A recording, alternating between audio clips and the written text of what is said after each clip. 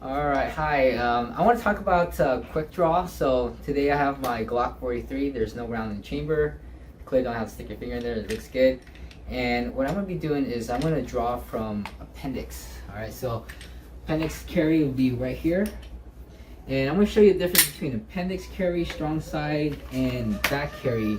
I know some of you guys would carry a little differently based on your comfortability. I first started carrying the back also, and eventually went to strong side and now appendix carry.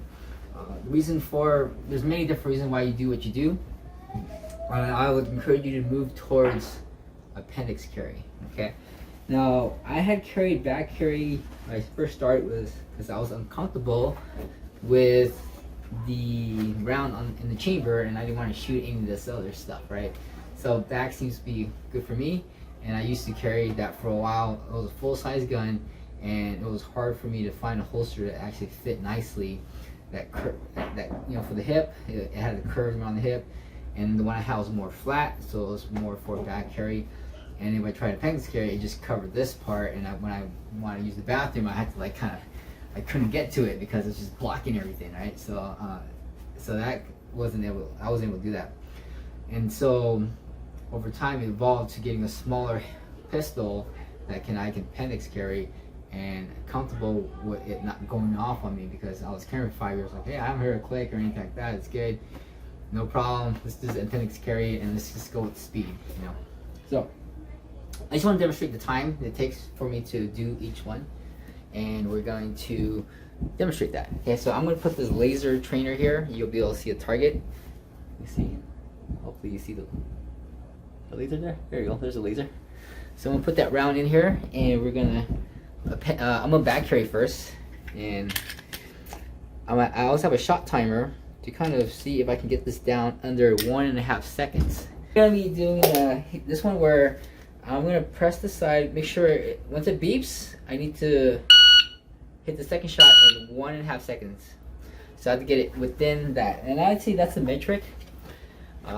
Because if someone can appendix carry 1.5 seconds and you're slower than that, you're probably dead. So let's go ahead and try to hit this with back carry. Okay. All right. So I couldn't do it, maybe because of the garment or whatever, but it's just the distance a little far back.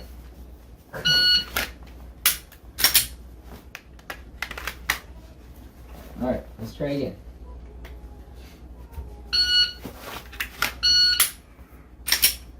See, that might be a little 2 seconds. So I am not able to do it really with back carry. Okay. Oh, I think I did it right there. A little bit of distance, maybe a little bit of time. Maybe a little bit of practice. You can do it, but you see, like, the disadvantage of from that back carry distance, just too much. Now let's go ahead and do strong side. Might be able to improve my time a little bit better.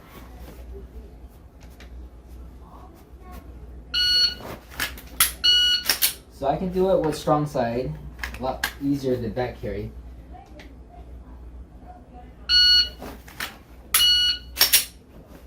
I'm not really worrying about the shot. I don't know if you can see it. Let me do it. There you go, that's probably better. There you go. Strong side.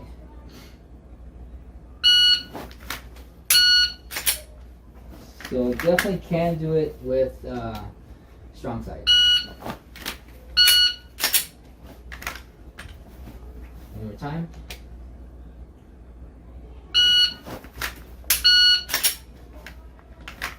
Alright, so that's the time beat. And I think that should be the standard. Now let's try appendix carry, okay? So I don't know, I was probably blocking the target on the backside, but I didn't get it on time on the back carry. So let's go and move to appendix carry. It's just, your hands are right there, it's closer, and you can reach it, okay? So, stick it. So I think I can get that down in 1 second.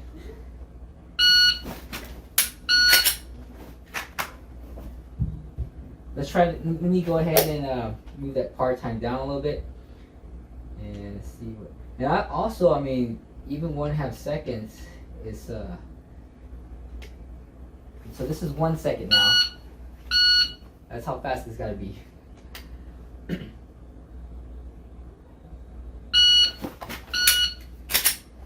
So I would say maybe 1-1, not 1-5, 1-1 maybe. But that is fast. That is pretty fast. But I don't think I'd be able to do a strong side.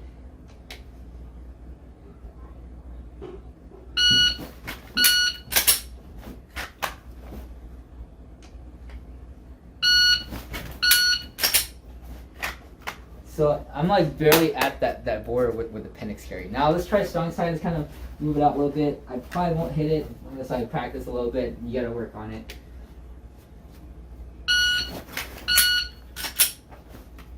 But I think my aim is kind of off on that one. I'm just struggling to get that shot on target.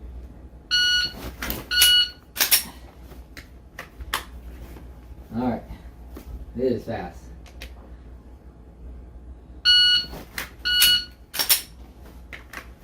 Now let's go a back carry.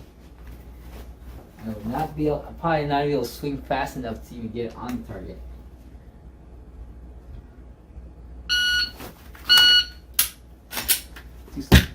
Too slow on that one.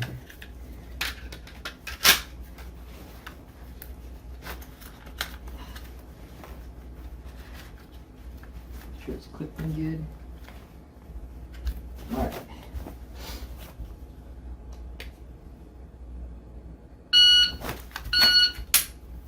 I'm just reaching for it too, it's kind of hard. So let me see if I can lower this a little bit. Maybe get a better look at how I'm trying to grab this thing. Alright, so you should be able to see me. Alright. So the hit, I mean, I'm not even sight aiming because it's just so quick, you just gotta point and shoot.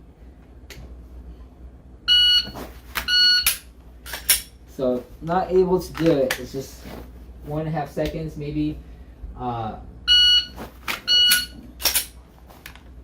If you're not practicing this is probably gonna be like a 3-second kind of thing. And in the white settlement shooting, I think that guy, if he was able to maybe draw a little faster and get shots on target, he would, I think he might be able, but I can't say, right?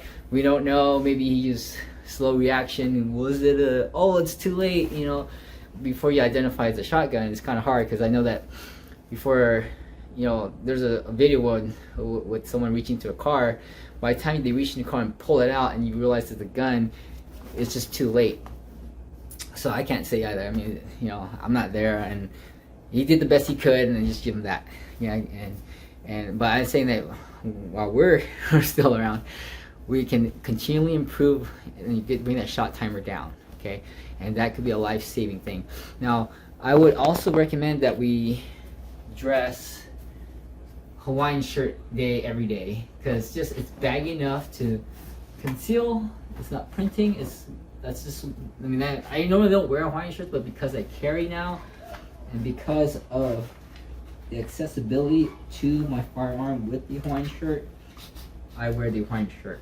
Okay, and it's not as with the shirt. T-shirt, I mean, it's a little more, you know, fancier, not just, you know, it has a collar, so it's kind of sort of appropriate, but yeah, definitely it's easier to grab that garment, and it's nice and baggy, it pops out, gets out of the way, and definitely Hawaiian shirt. So I definitely recommend that, and move towards appendix carry. Strong side carry, if you can get that to 1.5 seconds, if it's kind of like whatever. I know that some of you guys have, you know, like a tire around you, a little bit of a belly going on, so you can appendix carry, right? Then I would also encourage you, as part of your skill, to, you got to get that down.